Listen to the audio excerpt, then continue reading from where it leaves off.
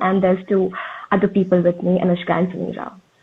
Right. So I want to understand the difference that is there in these segments of mental health experts, right? So you guys are basically counseling psychologists, but then there are different categories as well. Like there is clinical psychologist is one, and I'm not sure if therapist is a different thing or is it the same thing. So could you just give a little more detail on that?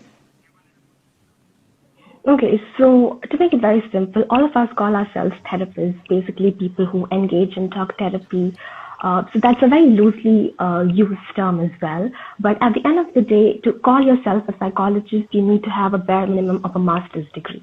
Now, Right. counseling psychologists, they have a master's degree in counseling psychology, or after doing their master's in psychology, they have done a specialized course in counseling, which makes them eligible to call themselves a counseling psychology and again practice counseling.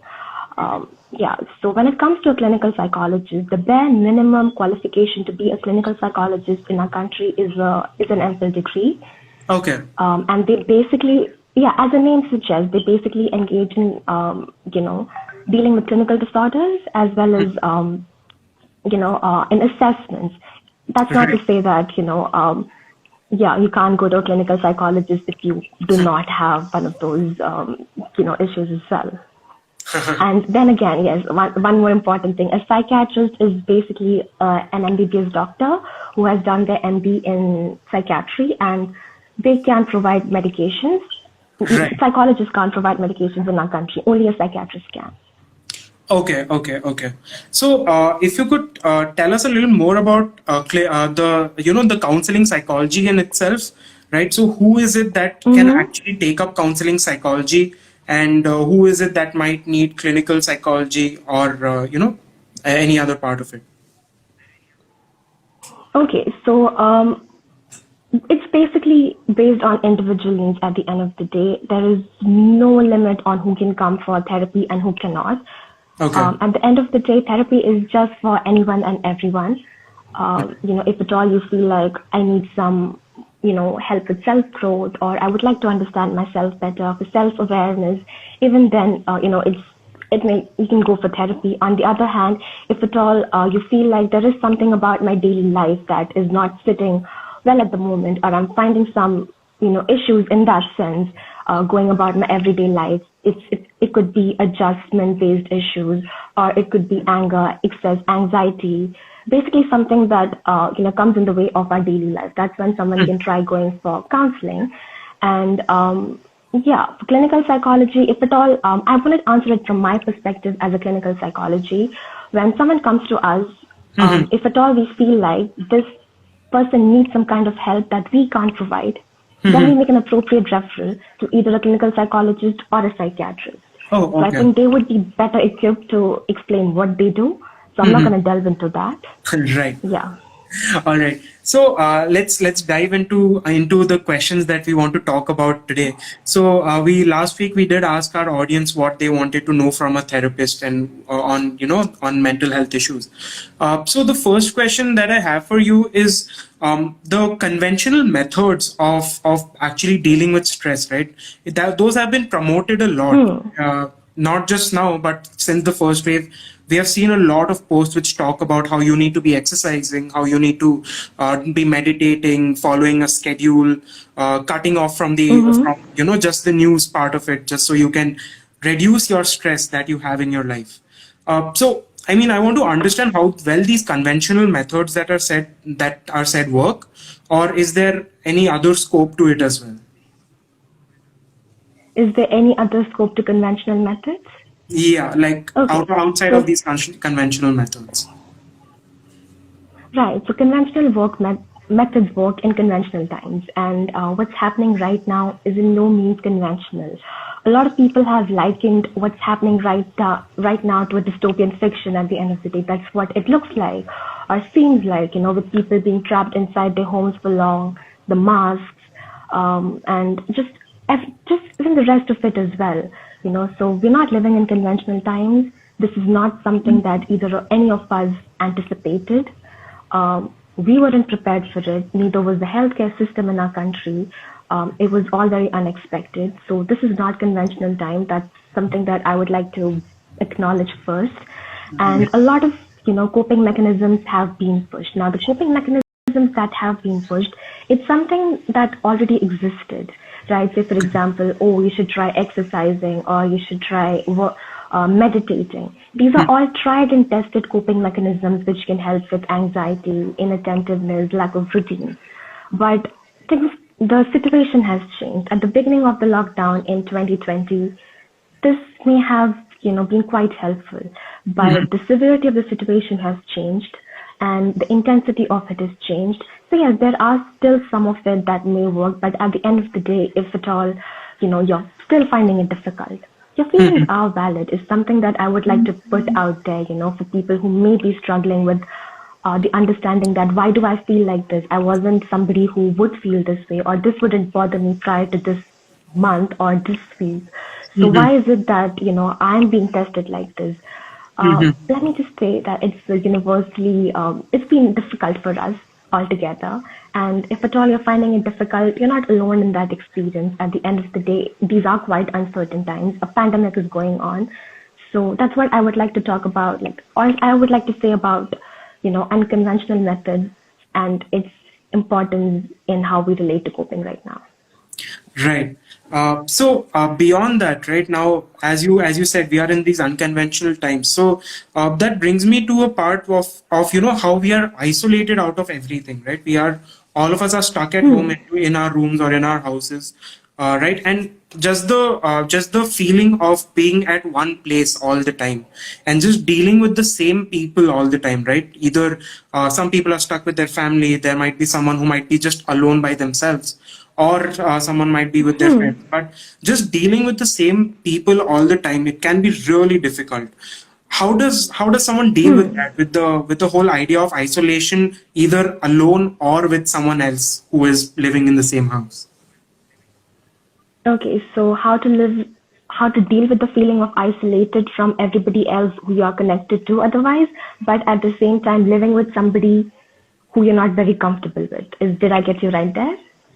Not Okay, really, so not really comfortable with, because, like, of course, a relationship that you have with someone you're living with might be different for different people. Some might be really close to their family, some might not be really close to their family. So it's just the whole isolation part of it, just staying at the same place all the time. How does someone deal with that? Okay, dealing with isolation at the end of the day can be quite hard. For some of us, it may be easy, to try and find connections. But for some of us, it may be quite hard. So one thing that we can try and do is getting creative with the way that we engage with other individuals out there. So since the beginning of lockdown, there have been newer methods of communication that have cropped up. And last year and all, something like Netflix party was very common. And I think there was this other app that was gaining a lot of momentum at that point. I'm sorry, it's not coming to... Yes, house party, exactly. So ever since then, people have found creative methods to stay in touch with people, who they would like to spend some time with. Physically distancing ourselves from, others at this point does not mean that we have to socially isolate ourselves as well.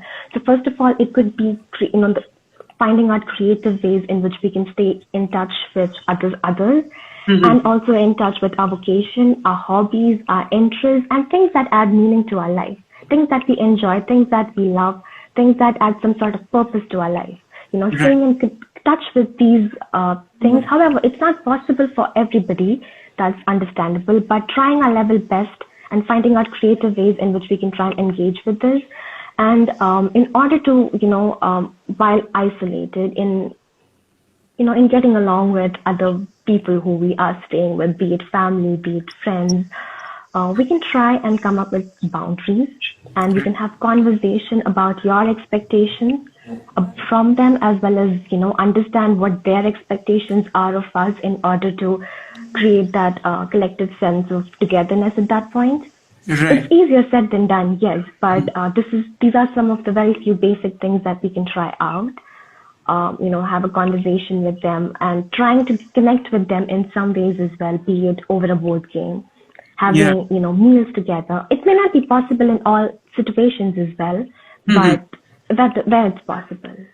Right. Yeah. So if someone is isolated with a particular like with your family or your friends, make sure that you have a conversation with them to just sort of set boundaries for yourself. And if you are Yes. isolated alone, or if you're feeling lonely by yourself, try to at least push yourself to sort of socialize with other people online, play games, watch movies, text. Yeah, calling somebody up at the end of the day, acknowledging your emotions, being more mindful of ourselves and the emotions, it can get quite hard.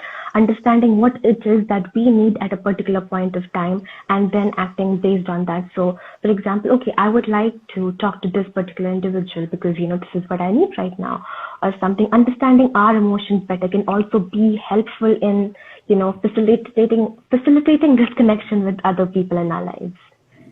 Right, right.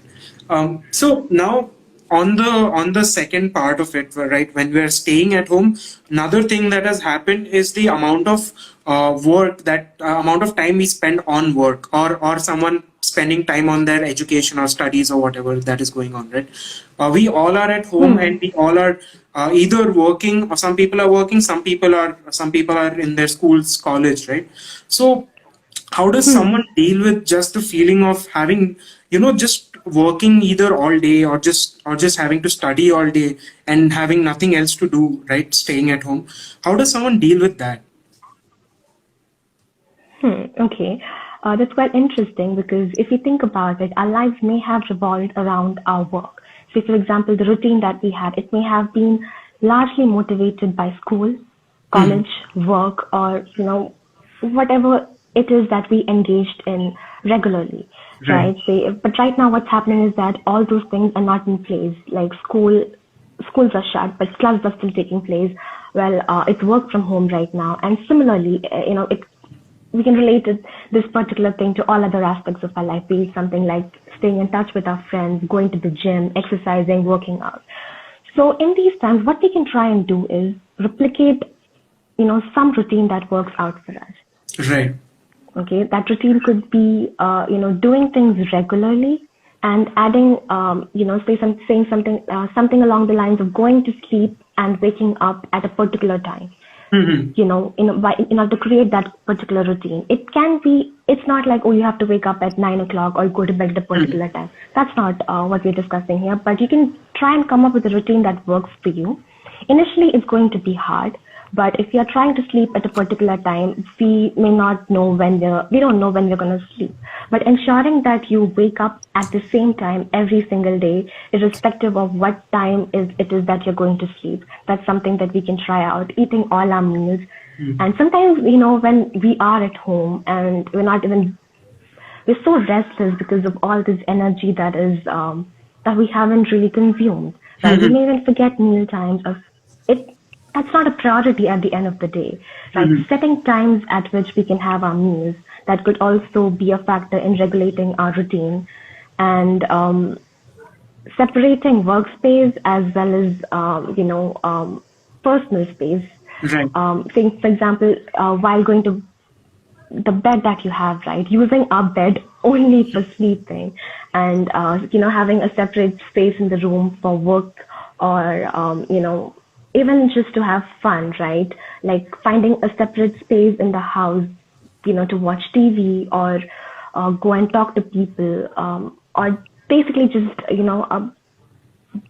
personal boundaries in personal space. That's what I'm trying to say, by creating boundaries in our personal space. Yes, Right. that's something that can be tried out. Yeah. And in order to help us sleep at night, one thing that can be done is switching off all digital devices at least half an hour before getting into bed, and engaging in some light reading so that it's easier to fall asleep. Things like that. Hmm. I mean, I think from my personal experience, it's really difficult to just turn off devices and just try to sleep. Every time I've tried to do that, Yeah. it's been like really difficult for me to do. I try to do that every single day, but it's just impossible to do that. And I understand that. And there's also one more thing, since you are at home, there's no pressure to get ready. If somebody who just needs a laptop, they can just switch it on at 10 p.m., log in and start working. But if you're going outside, there is this process of getting ready, dressing up, which we have lost over the Yeah. past few months or a year, in fact. But in order to make ourselves feel better, this is something that we can engage in. We don't have to dress up as, we do when we go to college or school, but, putting some effort into, the way we are in order to just create that distinction between, between nighttime and work time or study time or whatever it is that we would like to call it. Right. So that might be something that. Right. So basically, if you want to deal with the stress of staying at home and working or studying all the time, create a routine for yourself, a specific routine when you're eating, when you're getting up, when you're actually sitting and working or studying, and then when you're going to sleep. That is one. And second is basically keeping separate spaces for yourself as well. So where you are you shouldn't sleep where you're working, and you shouldn't work where you're sleeping. You shouldn't eat where you're working, right? So have separate spaces and sort of prepare yourself mentally in the sense that, like she said, get ready if you want, so that at least when you're getting ready, you get into the mental space of going into work or going to sleep and stuff like that. I hope I'm not going wrong anywhere in explaining this. Right. Yeah. So basically, the next part of this conversation is about how with everything that is going on right now, with all the news that comes right now, we're hearing all sorts of horrifying stories of COVID related issues with people in hospitals and in different parts of the country. With all that news, with all that information being bombarded on you, how do we deal with that? How do we deal with so much negative news coming in? And also, to adding on to that is, I have heard a lot that, sort of just to cut off for some time so that you can deal with yourself. But doesn't that also mean that we are sort of being ignorant towards what is happening if you're trying to cut off? So if you can answer those two parts of it. Okay, I understand what you're trying to say. Like a lot of people talk about cutting off from news at the end of the day in order to, deal with this constant influx of negative news that we are facing. But at the end of the day, when we are talking about cutting off, right, we're not talking in it in the sense like, oh, don't listen to news at all or don't consume social media. What we are trying to say is regulate. And whenever you find yourself being overwhelmed, constantly overwhelmed, take a break. What we're trying to emphasize here is the importance of taking a break, listening to yourself, listening to what you need, being kind to yourself, being compassionate, and understanding, okay, this is the time where I feel like this is affecting me, and I'm going to stay away from any sort of news or such coverage for the next, say, 10 minutes, 1 hour, whatever it is that you deem to be working out for yourself at that point, So it's not like, oh, don't consume news at all. Be mindful of the news that you're consuming. Listen to yourself. Listen to what it is that you need.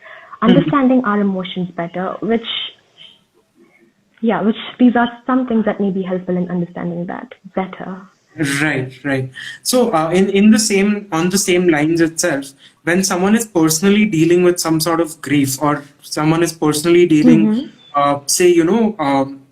someone has lost a family member, or they themselves are going through something, with regards to either COVID or anything, right?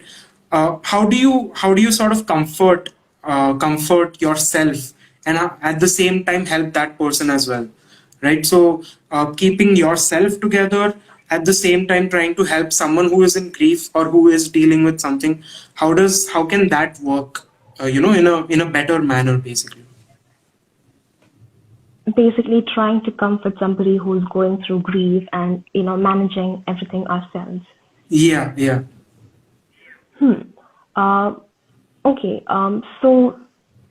So in order to manage ourselves, I'm going to emphasize the importance of boundaries and self-compassion once again, right? Listening to what it is that you need and understanding that the way you would like to grieve is okay.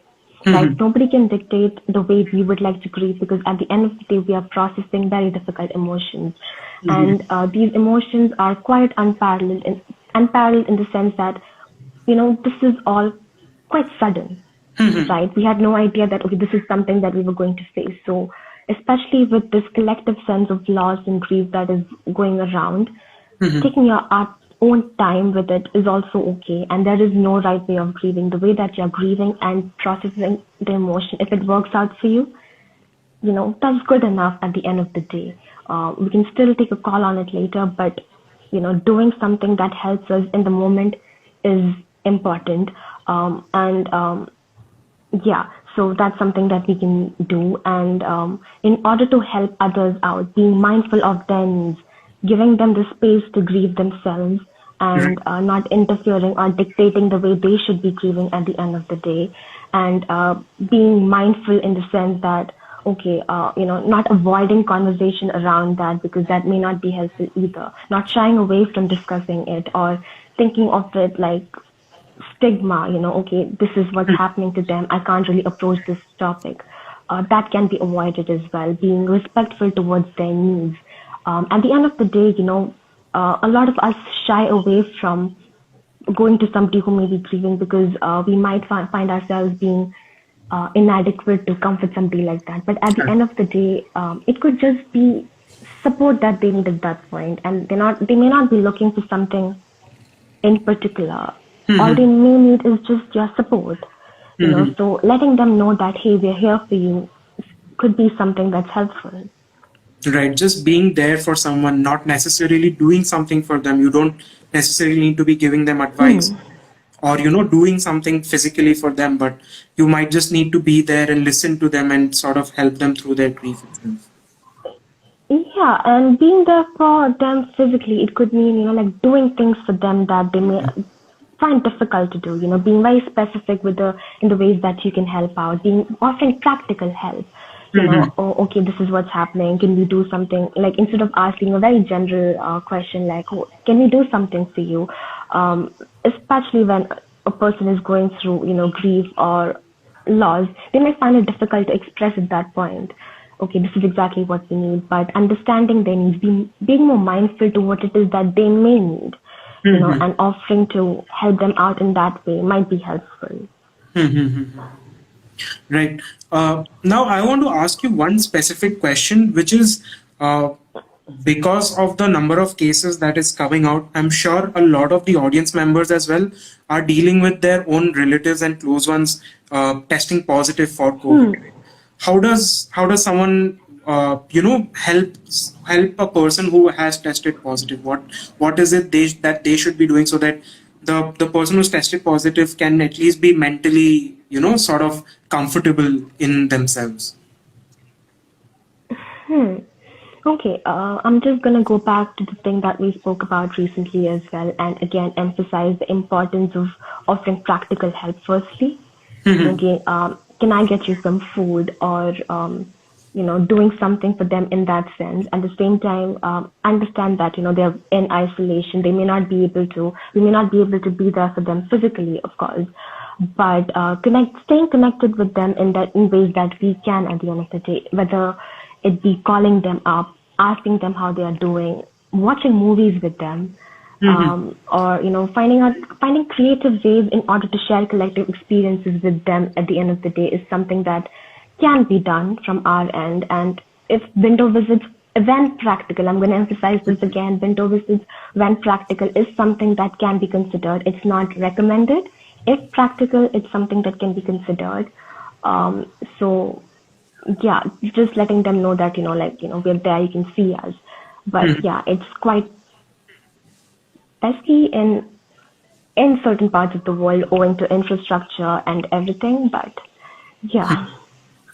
So, with this conversation, I think one thing is for sure that to manage our own mental health, we ourselves need to be very mindful about what we are going through and sort of recognize and empathize with ourselves to deal with whatever we are going through, whether it's the pressure of work during the pandemic, whether it's dealing with any loss or helping someone out through their own difficult times.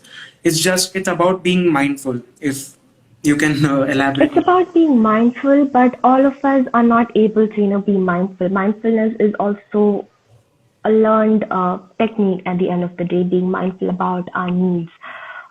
So that may not be possible, but asking ourselves simple questions can help us in understanding, okay, how are you feeling? What is it that you would like to do?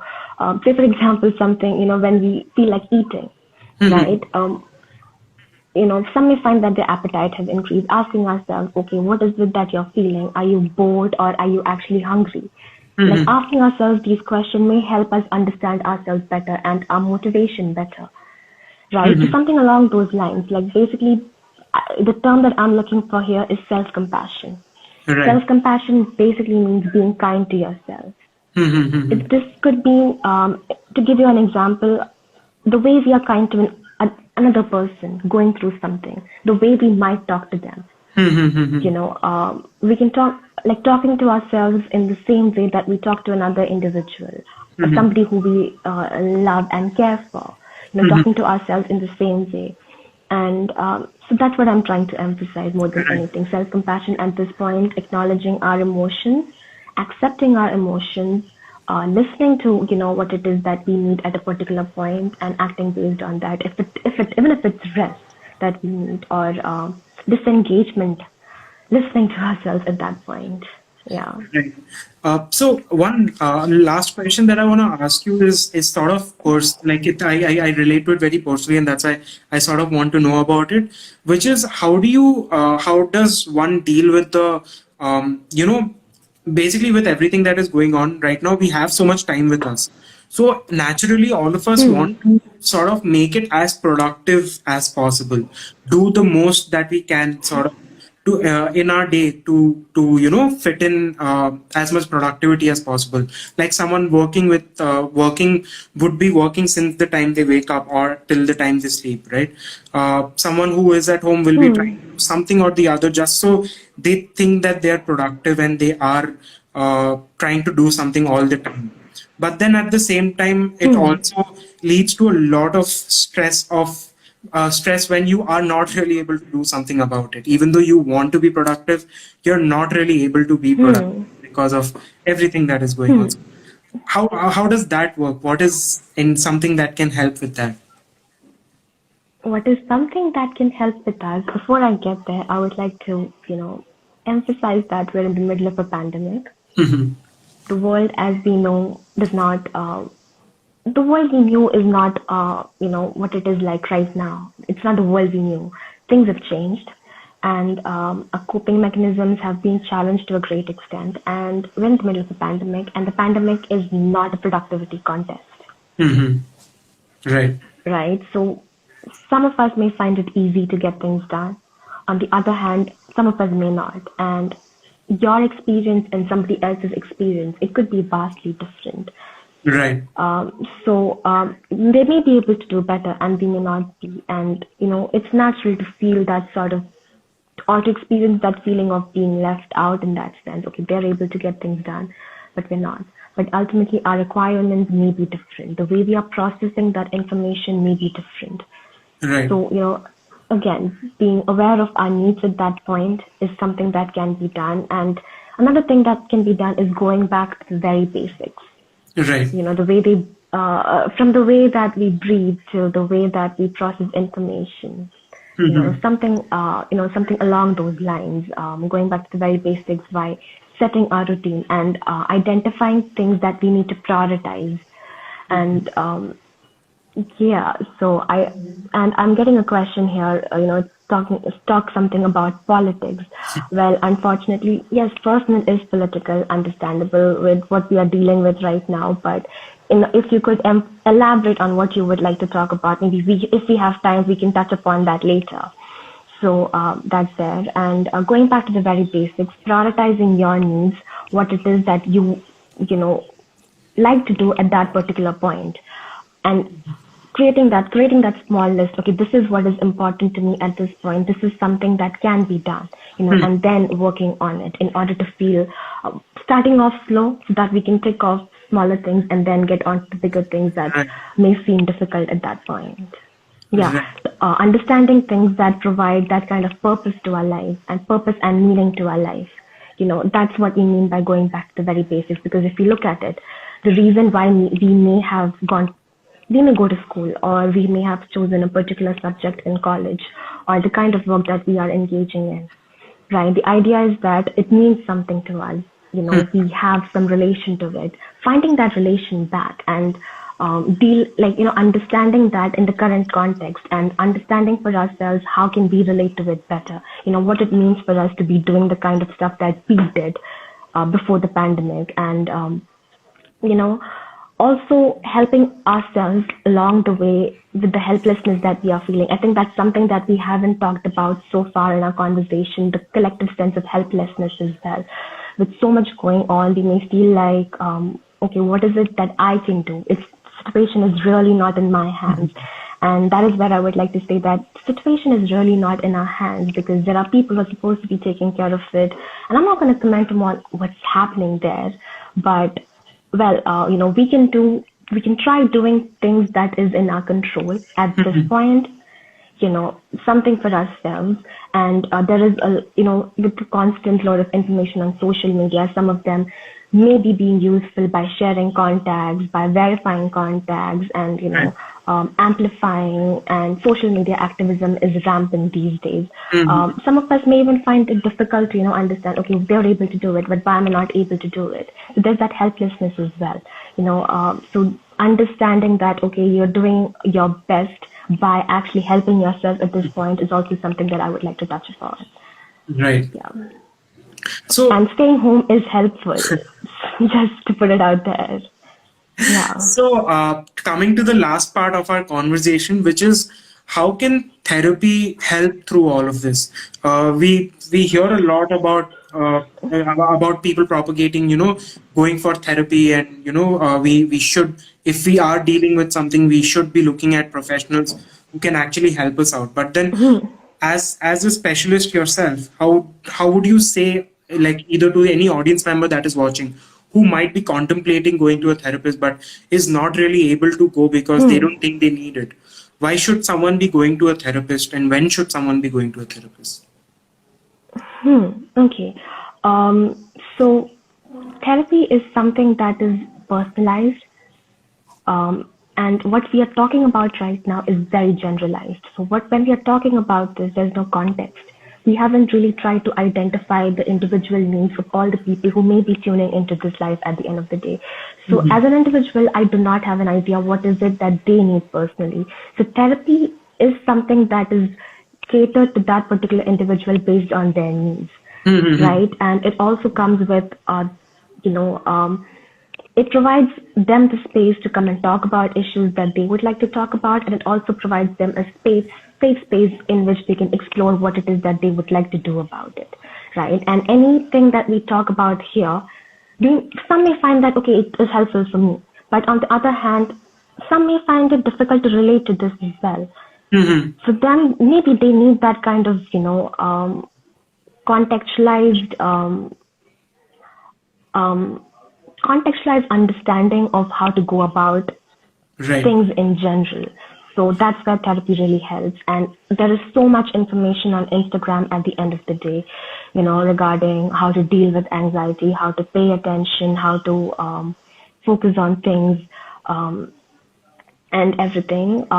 I see a question here that I would like to talk about. Please note that difference between counselors and psychologists. But apart from that, I was talking about therapy and the importance of therapy. So it will give them that space to explore. That's what I want to try and say. Yeah. Right. So we can just look at a few questions that we have from our audience. And first one, of course, being what is the difference between a counselor and a psychologist? I think we dug a little into that in the beginning. We talked about this in the very beginning, but I feel like it's very important to put it out there again. So a psychologist is basically, in order to be called a psychologist, you need to have a master's degree in psychology. Now, counselors are also psychologists, but at the end of the day, a counselor could just be anybody, because we have people out there who call themselves counselors, but at the end of the day, they could just be an immigration counselor. So the term is highly misunderstood, like Soumya mentioned right here. So a counseling psychologist is somebody who is, who has been trained in the field of counseling, who have, so it could either be a master's in counseling psychology or a specialized course after their master's, in which they have learned the skills that are, and I've also gone through internships and all the other requirements that are required in order to finish that particular course. That's when we call somebody a counseling psychologist. Right. Yeah, and so counselors are also psychologists, is what I'm trying to say. Okay. Okay. Another question that we have right now is how do we manage access time, family time, and scarce social life? So that's again something that we dealt with in the beginning of our conversation itself. Yeah. So maybe you could give a little short brief on how they can deal with sort of having excess family time and less social life. Excess family time and less social life. Okay, in order to deal with excess family time, one thing that we can try and do is set boundaries. And it's easier said than done. Yes, agreed. How can I set boundaries with somebody, in this particular situation? There may be different contexts as well. But in order to talk about it generally, having a conversation with our family regarding what is it that we need, presenting our expectations and understanding their expectations from us and then working around it. That is something that can be done. On the other hand, less not being connected to friends. That's the point, right? Finding creative ways in which you can engage with your friends. It could be anything. Creativity does not have to relate to art or drawing or music, but getting in touch, playing games online, or watching movies, or discussing concepts. Organizing the activities that you would otherwise do, but in an online setting. It could, based on your interest at the end of the day and the kind of engagement that you would like to have. Right. So it's just about having a conversation and sort of setting boundaries with your family. If you're having too much excess time with them and you are sort of, having a difficulty with that. And at the same time, if you are dealing with the anxiety of being isolated or not having a social life at all, make sure that you go out, you take the effort of having a conversation with someone or try to do something with them, like watch a movie, play some game. Right. We had a lot of that last year during the first wave because it was something new to us. But this time around, because we have already gone through it once, I feel like everyone's just in a state of, oh my God, why are we dealing with this again? So I would like to, state that the state that we're going through at that point is frustration, exhaustion, being quite tired. These are all valid feelings because we have been through it for 1 year. And I think, it's also something that a lot of people might be facing. I was supposed to get on with my life and I'm still here in the middle of this pandemic. What's happening? I had certain expectations of myself, but well, it's not moving forward. So what can I really do about that? These are all valid feelings. At the end of the day, nobody has answers to these questions. So it can be quite troublesome, when somebody is in that particular situation. And at the end of the day, there is, we can try and understand, but, at the end of the day, most of us would be lost as to how to, it's not about comforting that individual because what they're going through is an actual, it's a very difficult situation. And what can you try and tell somebody who is going through that situation? But being there for them in ways that you can support them is something that can be done. And on the other hand, if at all, it's something that helps us. If at all the regular routine setting tactics work for us right now, that's good enough as well. Say, for example, something like exercising, sport exercising, yoga, stretching, breathing for that matter. I think most of us have forgotten to breathe, because when we are anxious, it translates into various physiological forms as well. For example, it affects our appetite. Some of us may eat more, some of us may forget to eat our meals or may not feel hungry. And I was talking about anxiety. It may also lead to, breathlessness, chest pain, tightness in our chest, all these things. So these are all, effects of staying at home for the past 1 year. So now I think we have come to the end of our conversation. And I would like you to tell a little bit more for the audience that is watching right now. How would Burrow Counselling be helpful for them if any of them want to come for therapy? Okay, so at the Burrow, it's a group. It's not a group, sorry. It's an organization run by 3 of us. Me, Anushka, and Samira, my other co-founders and therapists at the Burrow. So in order to approach us, one can approach us through the website. It will be in our bio. Our Instagram ID is @theburrow_counseling. So it'll be there in our bio, the website. And additionally, you can also get in touch with us through an Instagram direct message or email. Our contact information is given on our Instagram page, or you can also get in touch with Rohit, and he can, you know, Definitely. yeah. So yeah, he can also guide you to us, and you have an option to choose who you would like to work with. You can go through each of our bios and see who you would be relating to the most. And our first session, that is the consultation, is free of cost. That gives you the opportunity to, talk to the therapist and present your needs, as well as understand the way that the therapist relates to you. It Mhm. also gives the therapist a chance to understand whether it is something that they can help with, or if it's based on their competencies as well, and they would then decide how to go about it. So it gives you a chance to understand how the process works as well. Yeah. Perfect, perfect. So I hope anyone in the audience that is watching, if you guys are contemplating, some sort of therapy, if you are going through anything, and you want to understand what those feelings are, please do make sure that you try to look for professionals. It's not necessary you go to Burrow Counseling. Although Burrow Counseling is here, Yes, it's not. exactly. I would like to mention that. The idea of this conversation is, to highlight the importance of mental health at the end of the day, and going to, seeking support at the end of the day, whether it's us or anybody else. Even if it's not somebody at the borough, we would be more than happy to share, information that we have.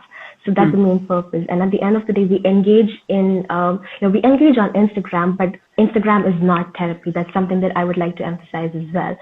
So the idea of Instagram is mental health advocacy, and if at all we are able to break the stigma around the idea of mental health in some ways, or prompt somebody to seek help, whether it's us or anybody else at the end of the day, I feel like uh, that's good enough. So yeah. All right, Jyotis. Thank you so much for joining me for this conversation, taking your time and sharing all of this valuable information that I'm sure a lot of the audience members could relate to, and hopefully it was helpful for them to understand what they are going through or how they could, sort of do better with their mental health. So yeah, thank you so Hmm. much, Jyotis, for joining us, and guys, Thank I you, just Rohit, for approaching us. Yeah, and giving us the opportunity to, talk here and collaborate on this project of yours. And yeah, you're doing some wonderful work by talking about and highlighting the importance of mental health during the pandemic as well. And initially, I was just